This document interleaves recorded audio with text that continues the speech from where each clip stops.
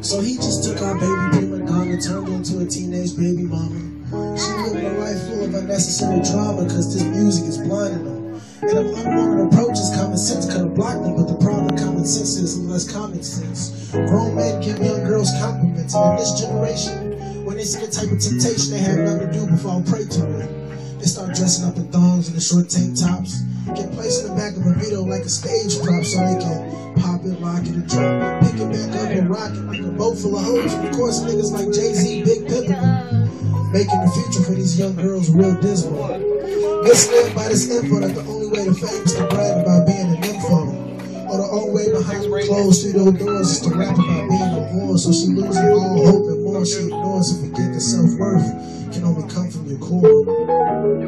Left to ignorant like plies who wanna suck on big tits, massage clits, and rub thighs. What makes him more ignorant is the fact that he graduated with a nursing degree from the University of Miami, just to leave that and roam these streets and teach our youth the worst things. That it's better to get some Becky and rap on beats than to be an educated black man and stand on your own 2 feet.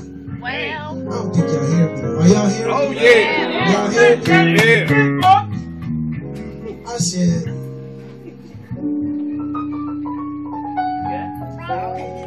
misled by this info that the only way to fame is to brag about being an info. The only way behind the closed studio doors is to rap about being a whore. So she loses all hope and more she ignores and forgets that self-worth can only come from your core. Deaf to ignorant niggas like plies who only want to suck on big tits, massage clits, and rub thighs. What makes him more ignorant is the fact that he graduated with a nursing degree from the University of Miami, just to leave that and roam these streets and teach our youth the worst things. That it's better to get some Becky and rap on beats than to be an educated black man and stand on your own 2 feet. Misled by this info that prison is the most form of bravery. But actually, it's the most form of the black man's slavery. You couldn't notice unless you read someone like Angela Davis. The catch is when it's time to go to college and fill out financial aid questions, he's been deemed ineligible to receive because he's been charged with possession. So what does he do? He falls back on his hood and his nigga music. And what's it doing? Hood niggas perpetually pursuing a hood fame and stopping nothing to pursue it. Even if that means picking up a Glock and shooting, and the government won't solve it because that's exactly what they want you doing. And if they do, they give you parole so you can hit the streets and get right back to it. Claiming that these races of white faces ain't nothing but racist, but literally our bars scream nothing of racial hatred.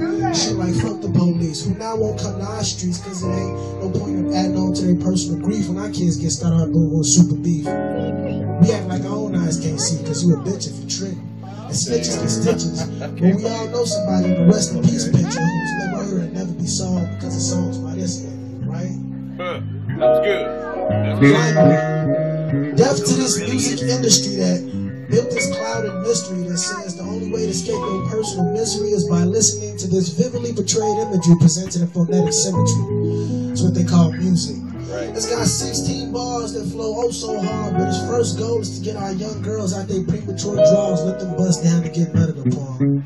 Its second aim is to claim that there's no beauty in your face if your hair's not straight. Don't be proud of your dark skin because it's only tainted. Don't search for your African history because we gave you them paintings and them statues. Neither for your African roots because they put the lynching tree on the Timberland boot. That's the closest you ever need to get to walking in your ancestors' shoes. Thirdly, have no self-esteem unless what you care to be is out the pages of these magazines. Then by all means feel free to be cheap and pull your hair out like Nicki. Now when a young girl hears these words, she runs to get a perm, which in the long term only weakens her scalp, which was naturally firm, and now cannot hold the hair that was dear to her. So she rushes to get that yaki weave, and at that moment her self-identity leaves, because now her beauty solely depends on what she sees on TV screen. And short hair is never seen until someone like Carrie Hilson hits the scene. And still it's feathered and layered, just to shut up all you naysayers that she's still don't play in this game, creating haters and fulfilling labels made by these record labels who only labels say our young girls are only able to stand on deck, to dance on stages and tables and shake what their mama gave her. Because since the chorus come from her navel, she's been watching wrong music channels on the cable. Now the home is not stable. Like the deaf, she becomes dumb. Her mind, it becomes numb, unable to absorb information that should be placed in, because this music is replacing common knowledge of how to handle situations. Let's face it. So let's face it, this music is dangerous. And while our young dudes getting locked up because they lame to be weightless, the real criminals go on getting praised in the form of Grammys, even though they know their music is damaging. So I know this might be the enemy. Y'all are looking at me wide-eyed like I'm the enemy. I'm gonna step back, raise my middle finger, and say, fuck this music industry. The ghetto police. That's that piece, y'all. Yeah, Jay.